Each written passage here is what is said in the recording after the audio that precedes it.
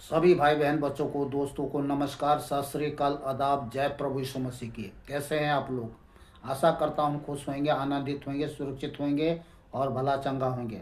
मैं भी खूब आनंदित हूँ, खुश हूँ और भला चंगा हूँ। और सब बातों के लिए पिता परमेश्वर को हृदय की सच्चाई से कोटि कोटि धन्यवाद करता हूँ, जिसने अपने प्रेम के निमित्त हर प्रकार से मेरे जीवन में, आपके जीवन में भलाई करते हुए जिंदा रखा है। इसके लिए धन्यवाद बनता है, धन्यवाद करें और कुछ नहीं। आज का वचन इफिसियों 5 अध्याय 13 और 14 आयत से मैं आपको पढ़ के सुनाता हूँ। वचन को ध्यान सुने और आमीन के साथ वचन को ग्रहण करें।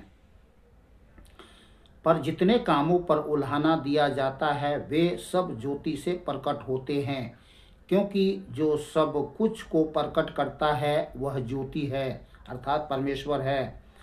इस कारण वह कहता है, कौन कहता है? परमेश्वर कहता है, हे सोने वालों, जाग और मुर्दों में से जी उठ। जाग और मुर्दों में से जी उठ। संसार में लोग क्या है? सोए हुए, खोए हुए हैं, अटके हुए हैं, लटके हुए हैं, भटके हुए हैं, फंसे हुए हैं, दबे हुए हैं। समझ रहे हैं? बेखबर हैं, बेसुध हैं, बेचैन हैं, किसी बातों का सुधी बुद्धि नहीं है। और जो लोग आज परमेश्वर की आवाज को सुनते हैं, जो लोग परमेश्वर की आवाज को सुनते हैं, वे क्या है? मुर्दों में से जी उठते हैं। तो हे सोने वालों, जाग और मुर्दों में से जी उठ। कहावत में आपने सुना होगा ना, जो जागा सो पाया, जो सोया सो खोया। क्या खोया? जीवन को। तो हे से सोने वालों, जाग और मुर्दों में से जी उठ, तो मसीह की ज्योति तुझ पर चमकेगी, परमेश्वर की ज्योति तुझ पर चमकेगी।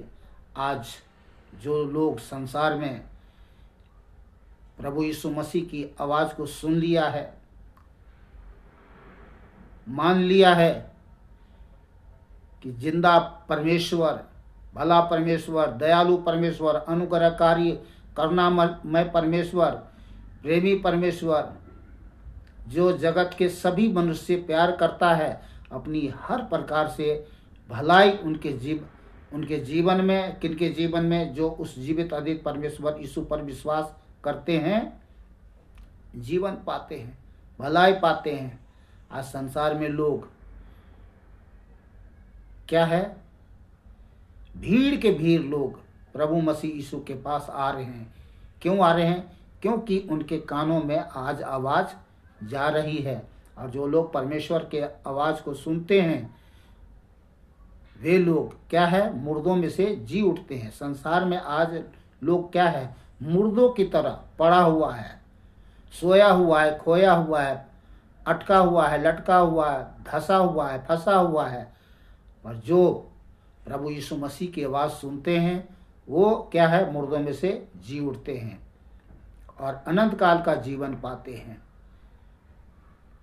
चलिए, आज का जो वचन है वो केवल सोए हुए लोगों के लिए है, जिन्हें परमेश्वर, जो लोग सोए हुए हैं उनको परमेश्वर जगाना चाहते हैं। और जो लोग प्रभु यीशु मसीह पर विश्वास करते हैं, उन्हें भी जागते रहने की क्या है? सलाह दी जा रही है कि बेटा, मुझ पर विश्वास तो करते हो, पर क्या है? संसार की तरह सोए मत रहो, जागते रहो हमेशा। चलिए, मैं आपको वचन पढ़ के सुनाऊंगा, अपनी बातें तो नहीं बोलूंगा।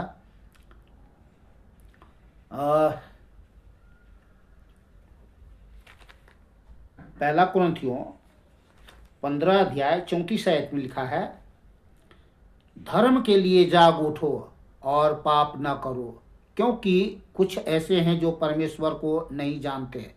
क्या है? जागना है। तो किसके लिए जागना है? धर्म के लिए जागना है। पाप करके लोग, मनुष्य क्या है? सोया हुआ है, खोया हुआ है, भटका हुआ है, अटका हुआ है, लटका हुआ है, फंसा हुआ है और धंसा हुआ है। और इसीलिए प्रभु मसीह यीशु ने कहा मत्ती 11:28 में, हे पाप से दबे हुए बोझ हे पाप के बोझ से दबे हुए लोगों, मेरे पास आओ, मैं तुझे विश्राम दूंगा, मैं तुम्हें शांति दूंगा। तो आने के लिए क्या करना पड़ेगा? पाप के बोझ लेके कैसे आप परमेश्वर के पास आ सकते हैं? नहीं आ सकते ना। जहाँ हो, चाहे घर में हो, खेत में हो, खलिहान में हो, शहर में हो, नगर में हो, चाहे किसी भी देश में हो, जहाँ कहीं हो, वहीं पर अपना सर टिकाओ और प्रभु यीशु मसीह को पुकारो। प्रभु यीशु मसीह आपके पास वहीं उपस्थित होगा आपके पास। आपको कहीं जाना नहीं है, आना नहीं है, कुछ लेना नहीं है, कुछ देना नहीं है। पहाड़ों पे नहीं चढ़ना, आपको गुफाओं में नहीं जाना है, पहाड़ों के गुफाओं में नहीं जाना है, न पानी में डूब करके गोते लगा के मर जाना है। समझ रहे हैं? कोई कर्म कांड करने की जरूरत नहीं। जहाँ कहीं भी हो वहीं अपना सर टिकाओ, प्रभु यीशु मसीह आपके पास वहीं पहुँच जाएगा। और कितने मिनट में? सिर्फ जहाँ आपने सर टिकाया, जैसे आपने सर टिकाया, धैर्य से आपका सर पे हाथ धर देगा। समझ रहे हैं? परमेश्वर सर्वव्यापी है, वो हमसे इतना दूर नहीं है जो कि हमें उसको बुलाना पड़ेगा, जगाना पड़ेगा। शायद कहीं मीटिंग में होगा, बहुत बड़ी मीटिंग में होगा, वो शायद हमारी आवाज़ को नहीं सुनेगा, पता नहीं सुनेगा कि नहीं सुनेगा, आएगा कि नहीं आएगा, और आएगा तो कब आएगा, वो सब वाली बात नहीं है। ठीक है ना? तो धर्म के लिए जाग उठो और पाप ना करो। संसार में आज लोग क्या कर रहे हैं? पाप करते हुए जीवन जी रहे हैं, बेसुध हो करके, सोए हुए खोए हुए हैं। समझ रहे हैं? उसी के लिए प्रभु यीशु मसीह कहते हैं, हे सोने वालों, जागो और मुर्दों में से जी उठो, तब मेरा ज्योति तुझ पर चमकेगी। नहीं तो अंधेरे में आज भी हो, और फिर एक ऐसा अंधेरा तुम्हारे जीवन में आने वाली है जो अनंत काल के लिए काले आगों की अंधेरों में तड़पते रहोगे। काल कोठरियां होंगी जहाँ पीड़ा होगा, दुख होगा, और अनंत काल का भूख होगा, प्यास होगा, तुम तड़पते रहोगे, एक बूंद तुम्हें पानी नहीं मिलेगा। ये सब बहुत बड़ी भयानक विनाश है, जिससे बचाना चाहता है संसार में रहने वाले भाई बहन बच्चे लोगों को। समझ रहे हैं? तो चलिए हम आगे और चलते हैं। और पहला कुरिन्थियों 16:13 और 14 में लिखा है, जागते रहो, विश्वास में स्थिर रहो, पुरुषार्थ करो, बलवंत होवो, जो कुछ करते हो प्रेम से करो। आमीन। आमीन अर्थात तथास्तु, ऐसा ही हो। और रोमियो 13 11 से 14 में लिखा है, ध्यान से सुने, ये सबके लिए वचन है। समय को पहचान कर ऐसा ही करो, इसलिए कि अब तुम्हारे लिए नींद से जाग उठने की घड़ी आ पहुंची है। समय को पहचान कर ऐसा ही करो, इसलिए कि अब तुम्हारे लिए नींद से जाग उठने की घड़ी आ पहुंची है।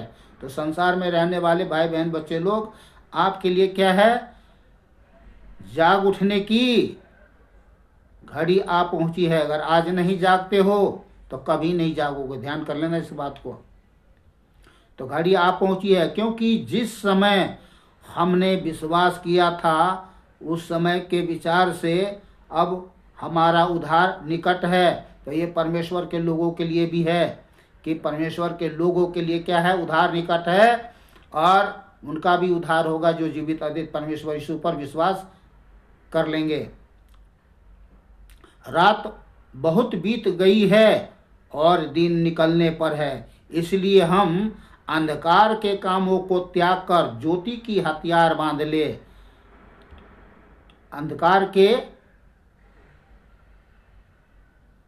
इसलिए हम अंधकार के कामों को त्याग कर, अंधकार के कामों को समझ सकते हैं आप लोग कि अंधकार का जो काम क्या होता है?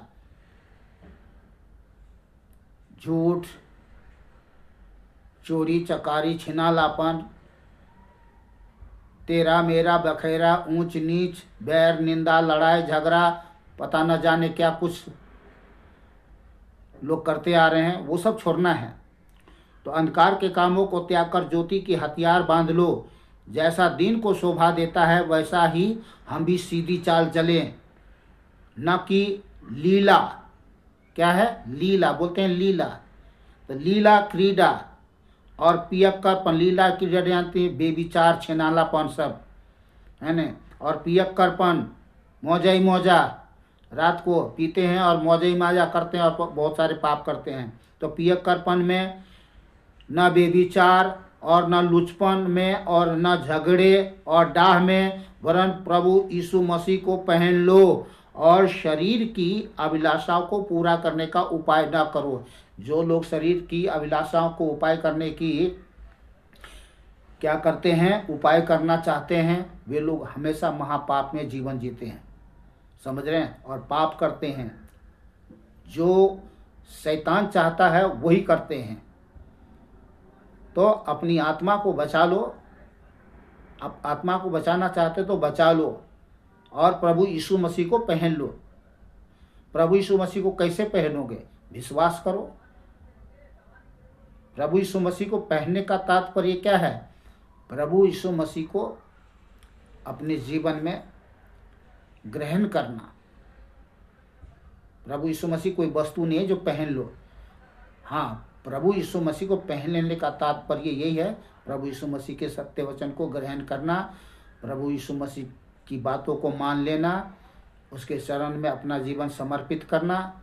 बहुत सारे बातें आप जैसो बहुत सारे बातों से अपने आप को जान सकते हैं अपने सत्य वचन के अनुसार। अगर समझाने लूँगा तो बहुत कुछ हो जाएंगे, इसलिए मैं आगे चलता हूँ जल्दी से।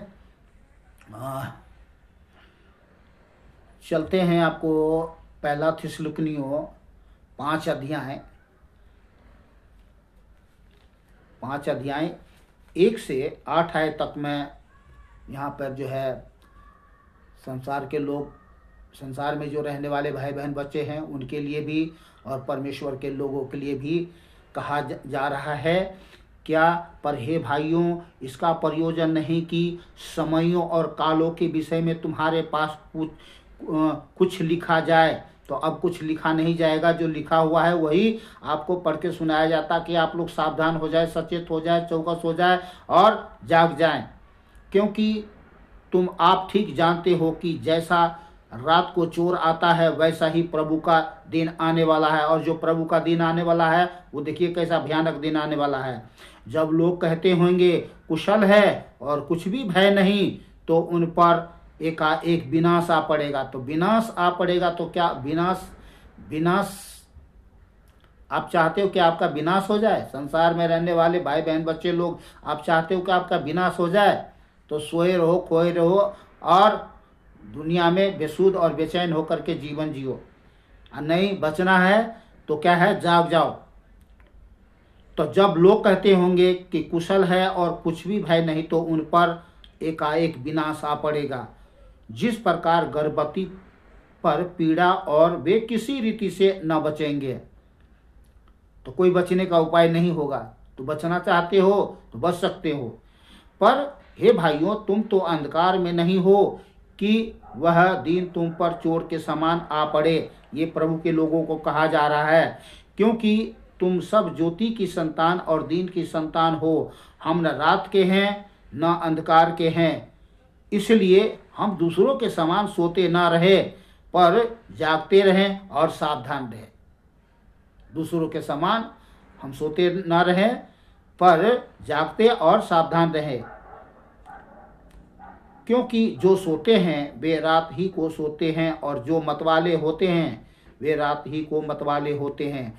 पर हम जो दिन के हैं और विश्वास और प्रेम की झिल्म पहनकर और उद्धार की आशा का टोप पहनकर सावधान रहे। क्या रहे? सावधान रहे। आमीन। चलिए इफिसियों 6 अध्याय 18 आयत।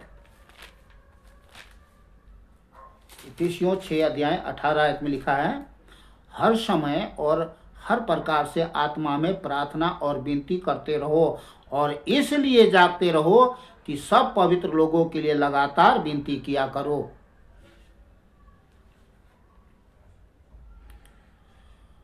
कुलुस्सियों 4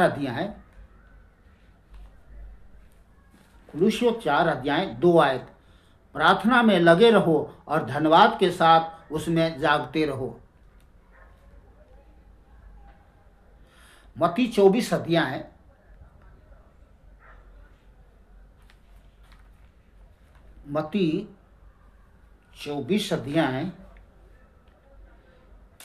36 से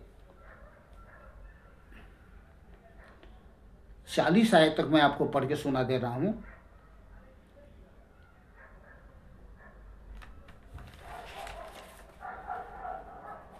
मत्ती 24 अध्याय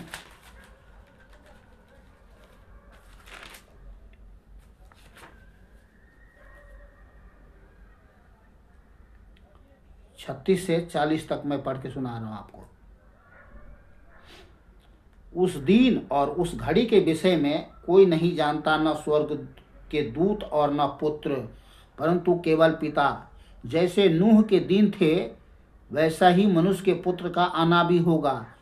क्योंकि जैसे जल प्रलय से पहले के दिनों में जिस दिन तक कि नूह जहाज पर न चढ़ा, उस दिन तक लोग खाते पीते थे और उनमें विवाह होते थे, और जब तक जल प्रलय आकर उन सब को बहा न ले गया तब तक उनको कुछ भी मालूम ना पड़ा। वैसे ही मनुष्य के पुत्र का आना भी होगा।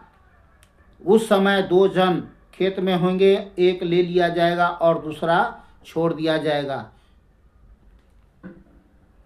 तो जो लोग प्रभु यीशु मसीह पर विश्वास करते हैं, क्या है, उन्हें ले लिया जाएगा। जो प्रभु यीशु मसीह पर विश्वास नहीं करते उन्हें छोड़ दिया जाएगा। तो वीडियो बड़ी हो गई है, इसको मैं बंद करता हूँ। आप लोग खुश रहे, आनंदित रहे, सुरक्षित रहे और भला चंगा रहे। मिलते हैं दूसरे वीडियो में। जय मसीह की।